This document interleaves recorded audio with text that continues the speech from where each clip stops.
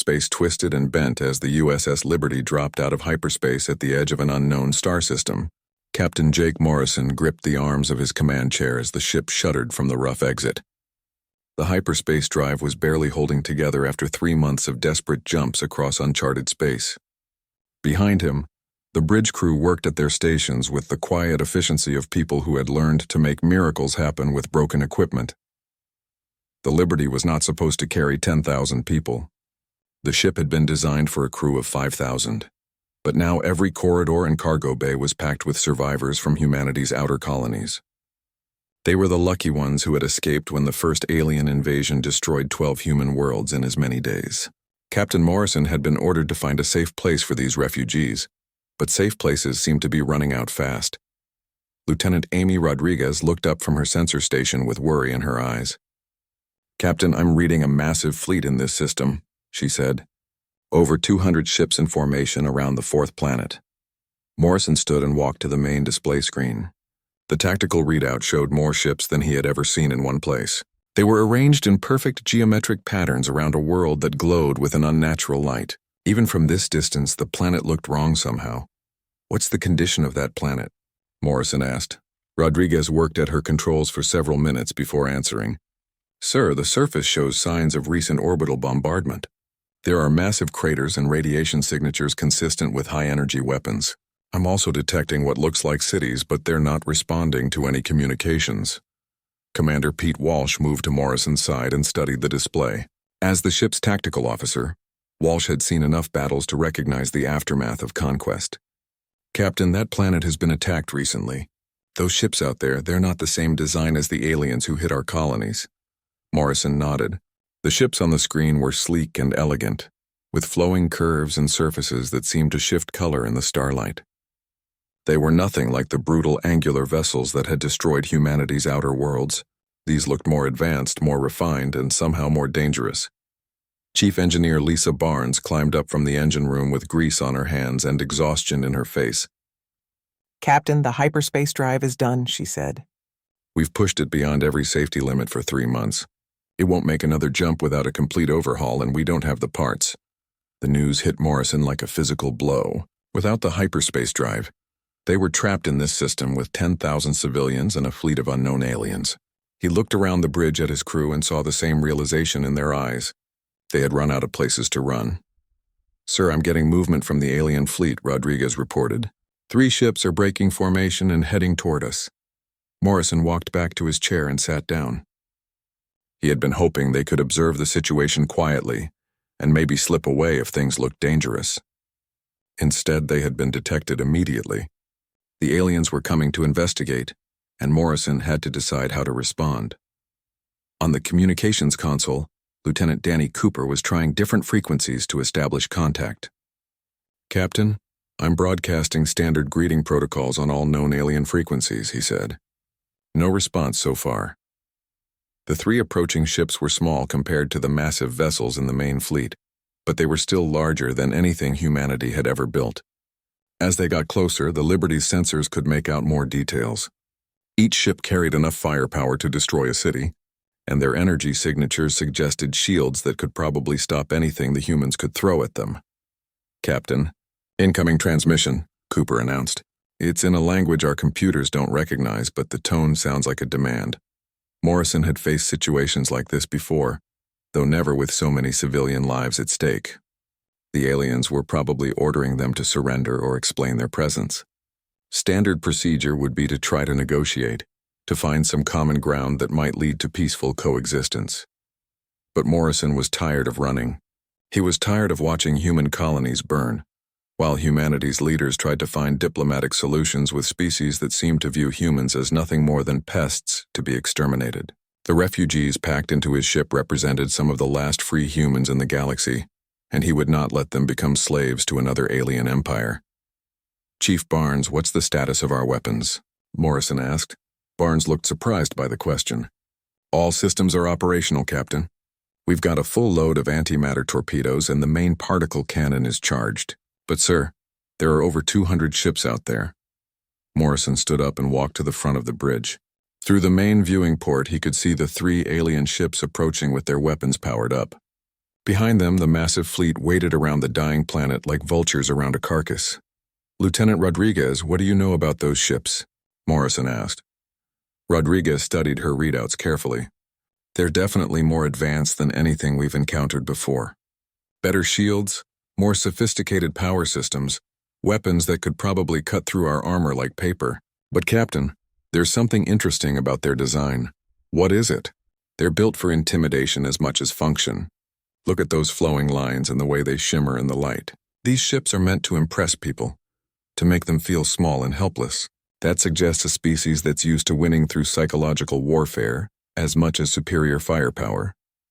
Morrison nodded. That told him something important about these aliens. They were used to easy victories against species that gave up without a real fight. They probably expected the primitive human ship to surrender immediately when faced with overwhelming odds. Chief Security Officer Carl Peterson spoke up from his station. "Captain, if we're going to fight, we should do it now while they're overconfident. Those 3 ships are approaching in a standard intimidation formation. They're not expecting resistance." Morrison looked around the bridge one more time. His crew was ready to follow his orders, even if those orders led to certain death. The civilians packed into the lower decks trusted him to keep them safe. But safety was a luxury they could no longer afford. "All hands. This is the captain," Morrison announced over the ship's communication system. "We've found ourselves in the middle of what appears to be an alien military operation. 3 ships are approaching our position with hostile intent. We will not surrender. We will not run. We are the last free humans in this part of the galaxy, and we will show these aliens what that means." Morrison turned to his weapons officer. "Mr. Hayes, prepare all torpedo tubes for firing. Chief Barnes, push the reactors to maximum power. Lieutenant Cooper, signal the alien ships." "What should I tell them, sir?" Morrison smiled grimly. "Tell them that they've just encountered humanity." Commander Thekmore stood on the bridge of his patrol ship as it approached the unknown vessel. The sleek Zephyrian warship moved through space with the grace of a predator, its hull shimmering with the blue glow of quantum shields. Thekmore had conducted hundreds of these encounters over his long career, and they always ended the same way. The primitive species would see the overwhelming power of the Zephyrian Empire and surrender without a fight. "Commander, the alien vessel is not responding to our surrender demands," reported his communications officer. "We have broadcast in 17 galactic languages, but they continue to hold position." Thekmore was not concerned. Sometimes the more primitive species needed extra time to understand their situation. The unknown ship looked crude by Zephyrian standards, with thick armor plating and weapons that appeared to be simple chemical rockets. It was probably some refugee vessel from one of the species they had recently conquered. "Open fire across their bow," Thekmore ordered. "A demonstration should convince them to comply." The patrol ship's forward weapons fired a warning shot that streaked past the alien vessel in a brilliant display of controlled energy. Thekmore expected to see the unknown ship's shields drop and their weapons power down in submission. Instead, something completely unexpected happened. The alien ship responded with its own weapons fire, but these were not the primitive projectiles that Thekmore had expected. Brilliant white streaks of pure energy lanced out from the unknown vessel, moving faster than anything in the Zephyrian arsenal. Before Thekmore could even give an order, his escort ship simply disappeared in a flash of light brighter than a small sun.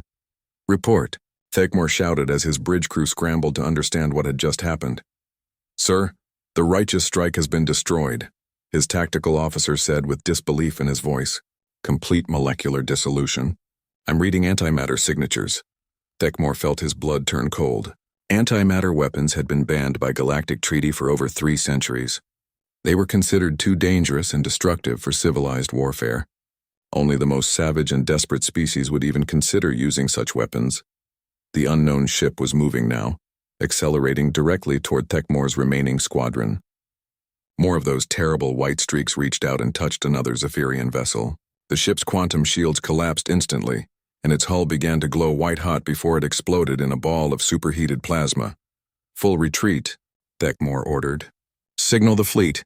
We are under attack by an unknown species using forbidden weapons." But the alien ship was faster than it looked. As Thekmore's remaining vessels tried to escape, the unknown vessel opened fire with what appeared to be its main weapon. A beam of coherent particles stretched across space like a sword made of light. cutting through the quantum shields of Thekmore's flagship as if they were not even there. The bridge of Thekmore's ship erupted in sparks and flame as power systems overloaded. Through the smoke and chaos, he could see the alien vessel growing larger in the main display. It was coming directly at them, and its weapons were still firing. Aboard the USS Liberty, Captain Morrison watched the alien patrol ship scatter and felt a grim satisfaction. The enemy had expected easy prey, but they had found something very different. The 3 alien ships that had approached with such confidence were now reduced to burning wreckage and fleeing survivors. Status report. Morrison called out over the noise of combat alarms. Direct hits on all 3 targets, reported Weapons Officer Rick Hayes from his station. 2 enemy vessels destroyed, 1 heavily damaged and retreating. Our shields are holding and no damage to report. Lieutenant Amy Rodriguez looked up from her sensors with excitement in her voice. Captain, the main alien fleet is reacting to our attack. They're moving to intercept us, but they seem confused by our tactics. Morrison nodded. The aliens had expected a quick surrender, not a fight to the death. Now they were scrambling to respond to an enemy they didn't understand. That confusion would be humanity's greatest advantage in the battle to come. Chief Barnes, how are the engines? Morrison asked. Running hot but stable, came the reply from engineering. I've got the reactors pushed beyond normal limits, but we can maintain this power output for several hours if needed. Morrison looked at the tactical display where hundreds of alien ships were beginning to move toward their position. The odds were overwhelming, but that had never stopped humans before. During the first alien invasion, human defenders had learned that superior technology meant nothing if the enemy wasn't prepared for desperate tactics. Helm, take us into their fleet, Morrison ordered. Lieutenant Danny Cooper turned from his navigation station with surprise on his face. Sir, into their fleet? That's hundreds of ships. Exactly, Morrison replied. They're used to fighting at long range where their superior technology gives them an advantage. In close combat, their fancy shields and sensors won't help them as much. The USS Liberty accelerated toward the heart of the alien formation, its weapons firing continuously. The ship's point defense systems, originally designed to shoot down asteroids and space debris, proved devastatingly effective against the smaller alien fighters that swarmed around the larger vessels. Admiral Vextar watched from his flagship as the primitive vessel charged directly into his carefully organized fleet formation. His tactical advisors were analyzing the enemy's weapons and reporting impossible readings. Antimatter torpedoes, particle beams that operated outside known physics, and defensive systems that seemed to ignore the basic laws of energy conservation. How is this possible? Vextar demanded. Their technology appears primitive, yet their weapons are more destructive than anything in our arsenal. Sir, I believe we are dealing with a species that has developed along different technological paths. His chief scientist replied. While we have focused on efficiency and elegance, they appear to have pursued raw destructive power regardless of the cost. The human ship was tearing through Vextar's outer formations like a knife through fabric. Ships that had never been defeated in battle were exploding or limping away with massive damage. The aliens had built their vessels to fight other civilized species that followed the established rules of galactic warfare. They had no defense against an enemy that ignored those rules completely. Sir, the unknown vessel is targeting our command ships, reported the tactical officer. They're not trying to defeat our entire fleet. They're going after our leadership structure. Vexitar realized with growing horror that these aliens understood something about Zephyrian military doctrine that most species never learned. The Empire relied on centralized command and control. If the command ships were destroyed, the entire fleet would lose coordination and effectiveness. The human ship was getting closer to Vextar's flagship, cutting through his defensive formations with weapons that turned proud Zephyrian warships into expanding clouds of debris. Each time the aliens fired another piece of the Empire's reputation died with the ships they destroyed. Dr. Helen Martinez worked frantically in the Liberty's medical bay as the first casualties began arriving from the alien counterattack. The enemy's weapons caused strange injuries that human medicine had never seen before, but she adapted quickly. The same flexibility that allowed humans to use impossible weapons also helped them heal from impossible wounds. Captain, we're taking fire from their heavy cruisers, reported Chief Security Officer Carl Peterson. Hull breaches on decks 7 and 12, but the armor is holding. Morrison felt the ship shake as alien weapons found their target. The Liberty was tough, built to survive in the dangerous frontier regions where human colonies faced constant threats. But even human engineering had limits, and they were facing an entire fleet of advanced warships. Navigation? Plot a course for their flagship, Morrison ordered. If we're going to make a statement, it might as well be a big one. The USS Liberty turned toward the massive Zephyrian command ship that sat at the center of the enemy formation. Admiral Vextar's vessel was 10 times larger than the human ship and carried enough firepower to destroy planets. But size and power meant nothing if the enemy couldn't adapt to unexpected tactics. As the Liberty closed the distance to the alien flagship, Morrison prepared to show the galaxy something it had never seen before.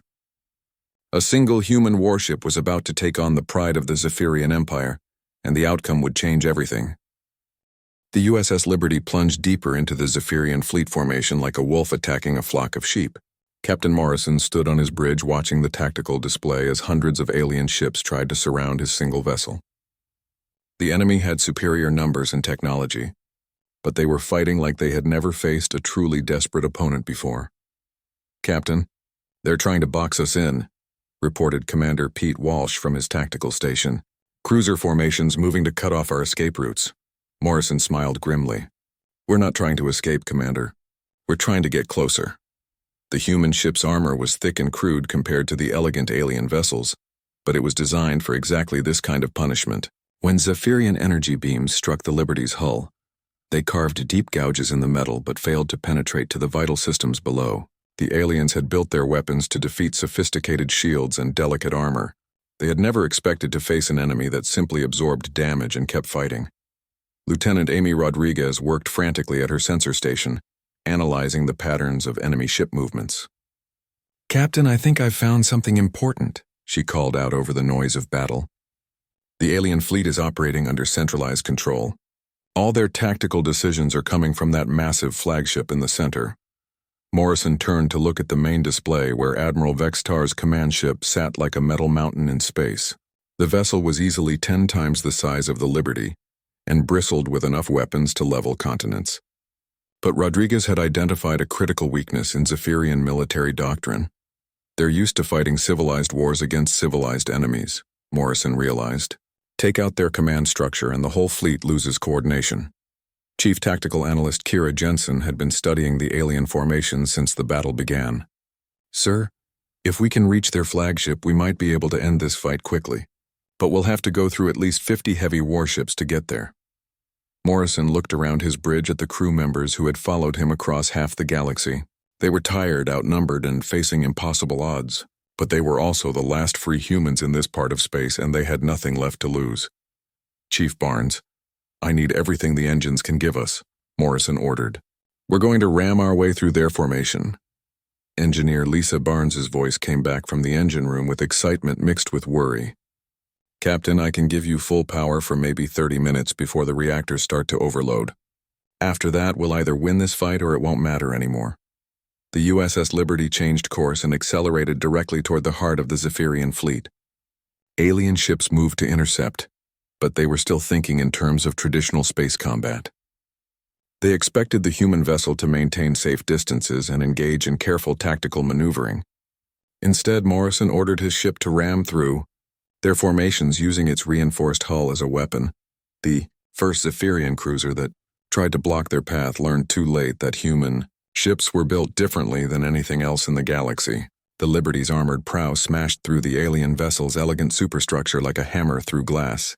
The enemy ship split, apart in a shower of debris and escaping atmosphere, while the human warship continued its charge barely slowed. Admiral Vextar watched in horror from his flagship as the primitive vessel carved a path of destruction through his carefully organized fleet. His ships were firing everything they had at the human vessel, but it seemed to absorb impossible amounts of damage without stopping. "How are they still functional?" Vextar demanded of his tactical staff. "Our weapons should have reduced that ship to atoms by now." "Sir, their armor appears to be composed of multiple layers of different materials," his chief engineer reported.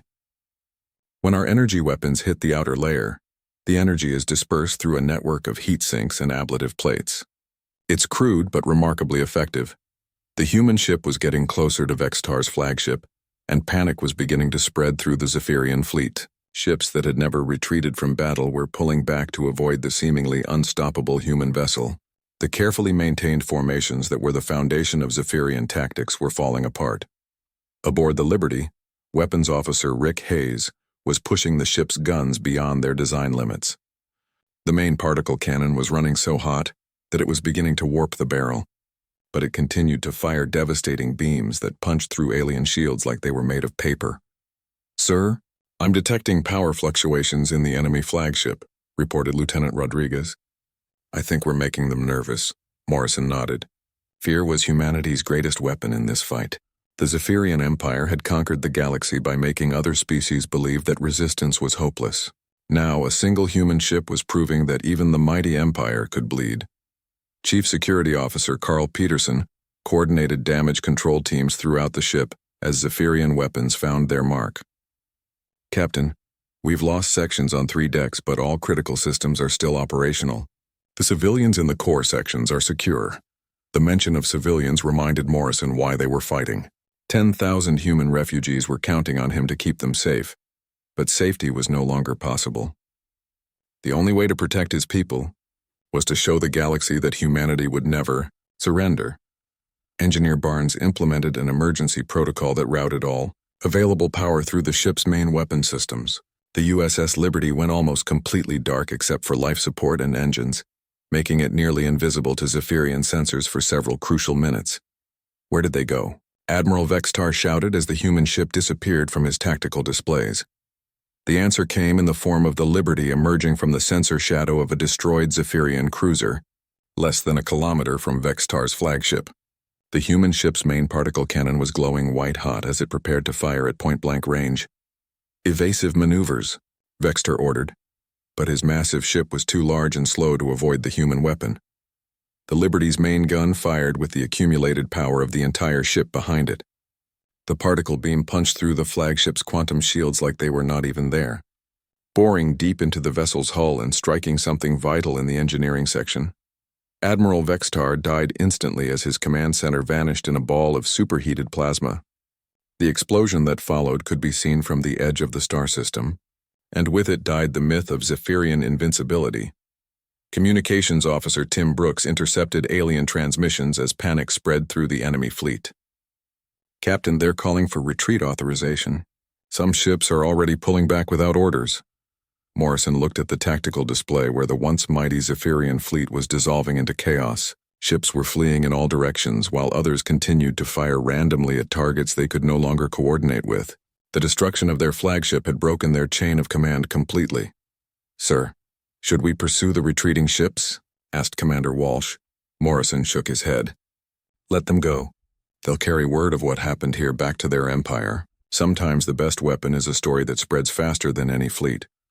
The USS Liberty hung in space surrounded by the wreckage of what had been the most powerful military force in this part of the galaxy. A single human warship had done what no one thought possible. They had defeated the Zephyrian Empire in open battle, and the galaxy would never be the same. News of the USS Liberty's impossible victory spread through Zephyrian space faster than any ship could travel. Quantum communication networks carried reports that made no sense to military commanders who had never seen their fleets defeated.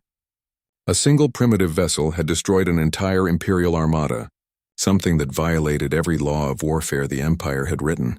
Over 1,000 years of conquest, Captain Jake Morrison stood in the Liberty's observation deck looking down at the planet Kepler Prime, the world that had been burning when they arrived was now showing signs of life again. Cities that had gone dark during the Zephyrian bombardment were lighting up as survivors emerged from hiding places and underground shelters. Lieutenant Commander Nancy Davis led the first landing party to the planet's surface 3 days after the battle. What she found there changed everything Morrison thought he knew about the galaxy. The survivors were not from one species but from dozens of different worlds. Crystalline beings that sang in harmonious tones, aquatic creatures that needed special suits to survive on land, and energy beings that appeared as glowing shapes in the air. "Captain, you need to see this," Davis reported from the planet's main city. "These people aren't Zephyrian subjects. They're refugees just like us." The story that emerged from talking to the survivors painted a picture of an empire that was far worse than Morrison had imagined. The Zephyrians did not simply conquer worlds and rule them. They relocated entire populations to work camps and mining colonies, breaking up families and destroying cultures that had existed for thousands of years. Elder Velthara of the Crystal People spoke for many of the survivors when she met Morrison in person. Her body reflected light in beautiful patterns as she explained what the Zephyrians had planned for Kepler Prime. "They were moving us to the asteroid. Mines in the outer rim," she said in a voice like distant music. "Families would be separated forever. Children would grow up never knowing their home worlds." Morrison felt anger building in his chest as he listened to story after story of Zephyrian cruelty. The Empire did not just want to rule the galaxy. They wanted to reshape it completely, turning every species into workers for their endless expansion. Chief Engineer Lisa Barnes had been working with teams of alien technicians to study the Zephyrian equipment left behind after the battle. What she discovered was both encouraging and terrifying. "Captain, their technology is definitely more advanced than ours," she reported, "but it's also more fragile. They build things to work perfectly under ideal conditions. When something goes wrong, their systems just shut down instead of adapting." That explained why human tactics had been so effective against the Zephyrian fleet. The aliens had built their ships and weapons for civilized warfare between species that followed established rules. They had no backup plans for dealing with enemies who ignored those rules completely. Dr. Helen Martinez had been working around the clock treating injured survivors from dozens of different species. Her medical bay had become a strange place where beings that breathed different atmospheres and had completely different biologies worked together to heal their wounded. "It's amazing," she told Morrison during one of his visits. "These species have been sharing medical knowledge and helping each other survive. The Zephyrians tried to break them apart, but instead they've learned to work together." The real change began when ships started arriving from other systems. Word of the Liberty's victory had reached communities that had been hiding from the Zephyrian Empire for years. Pirates who had been raiding supply convoys, merchants who had been smuggling refugees to safe worlds, and even some Zephyrian military units that had grown disgusted with their Empire's methods. Captain Mordak of the Aquatic. Mayor Danny was the first alien commander to formally ask Morrison for permission to join their growing fleet. His ship looked like it had been grown rather than built, with flowing curves that reminded Morrison of sea creatures from Earth's oceans. "The Empire destroyed my homeworld 5 years ago," Mordak explained through his translation device. "I have been fighting them ever since, but always alone. Your victory shows that united resistance is possible." Within 2 weeks, Morrison found himself commanding not just the USS Liberty, but a growing collection of ships from 20 different species. They had no formal organization and no unified command structure, but they all shared one thing in common. They had all suffered under Zephyrian rule, and they had all seen what humans could accomplish when everything seemed hopeless. Admiral Luxon of the Energy Beings brought disturbing news from the core worlds. "The Empire is mobilizing everything they have," the glowing figure reported to Morrison. "Grand Admiral Zekthal has been given command of the largest fleet in Zephyrian history. They are coming here to make an example that will discourage any future rebellions." Morrison was not surprised. The Zephyrian Empire had built its power on the belief that resistance was futile. The Liberty's victory had shattered that belief, and the Empire needed to restore it quickly or face rebellions across the galaxy. Communications Officer Tim Brooks had been monitoring Zephyrian military transmissions, and the reports painted a clear picture. "Sir, they're calling this the largest military operation in Empire history. Over 1,000 ships from 12 different fleet commands. They're not just coming to retake this system. They're coming to destroy every ship and person associated with our resistance." The alien refugees on Kepler Prime had begun organizing themselves into a provisional government with representatives from each species. They formally asked Morrison to accept the rank of admiral and take command of their combined defense forces. It was not a position he had wanted, but it was one he could not refuse. Engineer Barnes had been working with alien technical specialists to modify human weapons for use on alien ships. The results were promising but limited. "We can give them antimatter torpedoes and improved power systems," she reported. "But most of their ships weren't designed for the kind of brutal combat we specialize in. They'll be support vessels more than frontline fighters." Chief Security Officer Carl Peterson had been training mixed crews of humans and aliens in combat tactics. The sessions were chaotic at first, as species that had never worked together tried to coordinate their efforts. But gradually something remarkable began to emerge.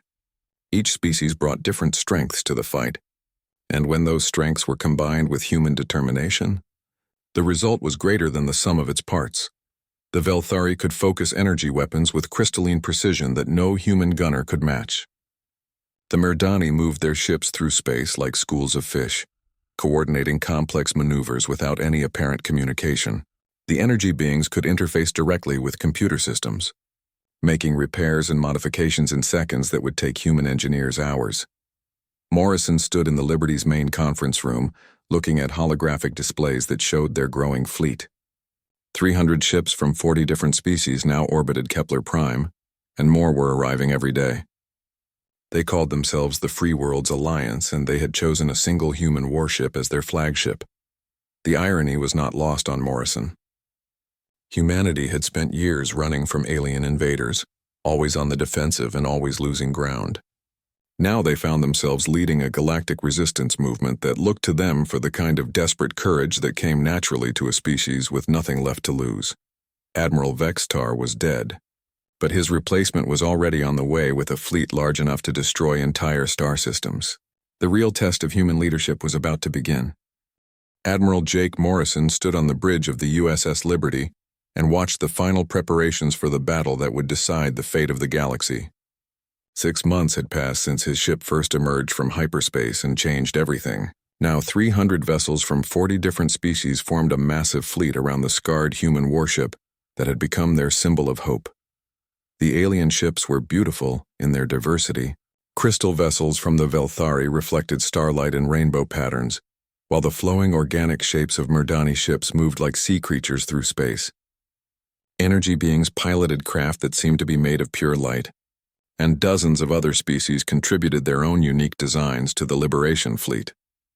Lieutenant Amy Rodriguez approached Morrison with the latest intelligence reports from their scout ships. Grand Admiral Zekthul's armada has entered the system, she said. 800 ships including the super dreadnought Eternal Dominion. They're forming up at the edge of the asteroid field. Morrison nodded grimly. The Zephyrian response was exactly what he had expected. The Empire could not allow the rebellion on Kepler Prime to inspire other worlds to revolt. They needed to crush the Liberation fleet so completely that no one would ever dare to resist them again.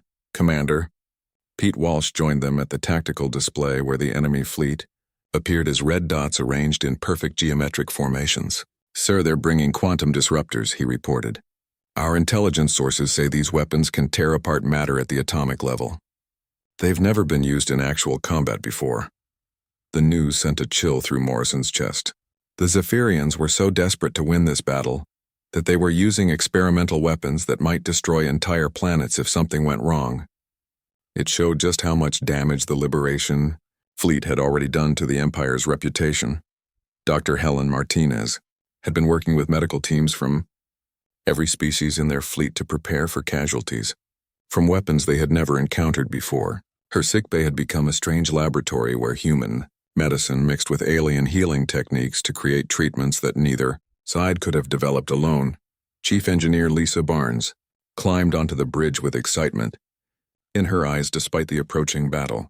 Admiral, we've finished the modifications to the main weapon systems, she announced.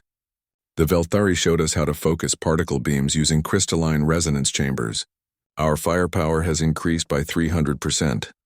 That was what made this fleet different from anything the galaxy had ever seen. Humans had taught the aliens to fight with Earth tactics, while the aliens had shared their most advanced technologies with their human allies. The result was a fighting force that combined desperate human determination with the best science 40 civilizations could offer. Admiral Luxon appeared on the bridge as a shimmering column of energy that somehow managed to convey both hope and worry. Admiral Morrison, my people have been monitoring Zephyrian communications, the energy being said. Grand Admiral Zekthul plans to use the quantum disruptors on Kepler Prime itself, if the battle goes against him. He would rather destroy the planet than let it remain free. Morrison felt anger building in his chest. The Zephyrian Empire was willing to commit genocide rather than accept that their rule could be challenged. It confirmed everything the refugees had told him about the Empire's true nature. They did not just want to conquer the galaxy. They wanted to own every living thing in it.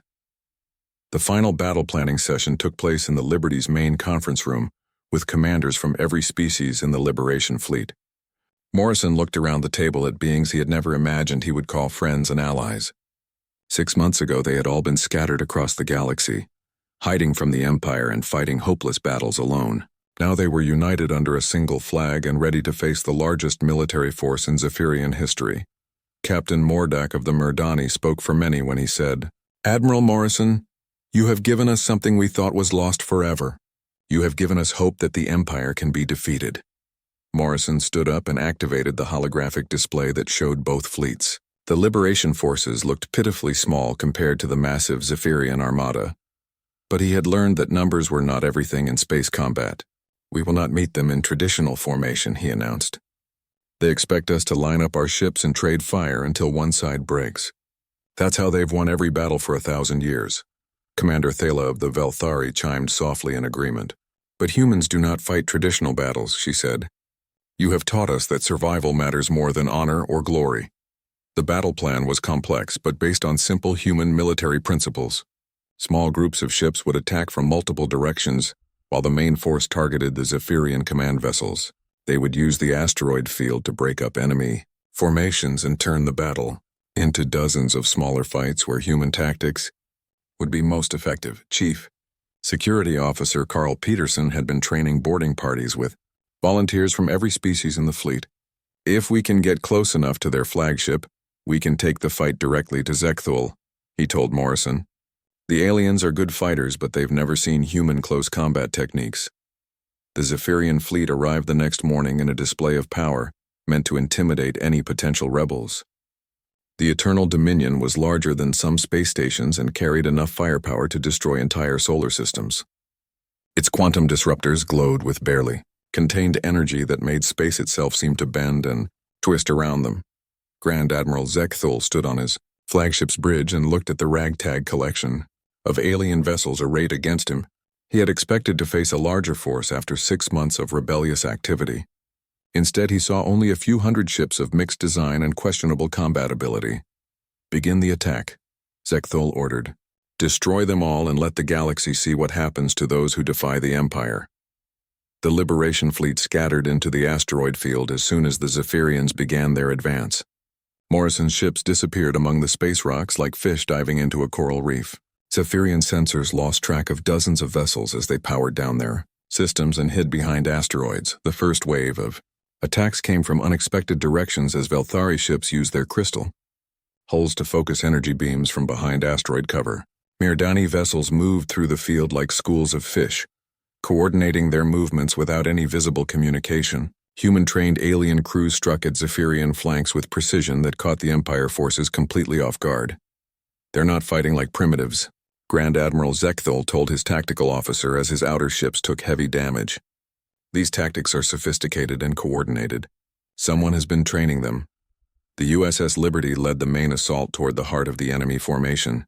Morrison had learned that Zephyrian fleets relied on centralized command more than individual initiative. If they could break the command structure, the entire armada would lose coordination.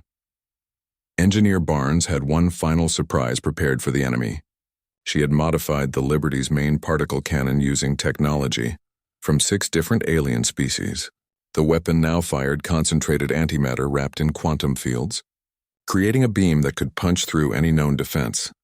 The battle raged across the entire star system as hundreds of ships fought among the asteroids. The Liberation fleet took heavy casualties but gave better than they received. Human tactics combined with alien technology proved devastating against traditional Zephyrian formations that had never faced such unconventional warfare.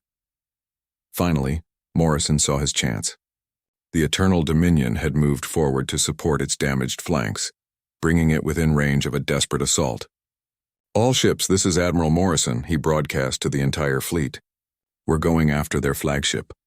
Follow the Liberty and prepare for the final charge." The last phase of the battle began with 50 ships from 20 different species following the USS Liberty straight into the heart of the enemy fleet. Quantum disruptors tore space apart around them, but the Liberation fleet kept fighting. Morrison personally led a boarding party onto the Zephyrian flagship, where they planted Barnes's final gift to Grand Admiral, Zekthul, the antimatter device that destroyed the Eternal. Dominion could be seen from 3 star systems away. With the explosion died not just Grand Admiral Zekthul, but the myth that the Zephyrian Empire could never be defeated. The Liberation Fleet had won, and the galaxy would never be the same.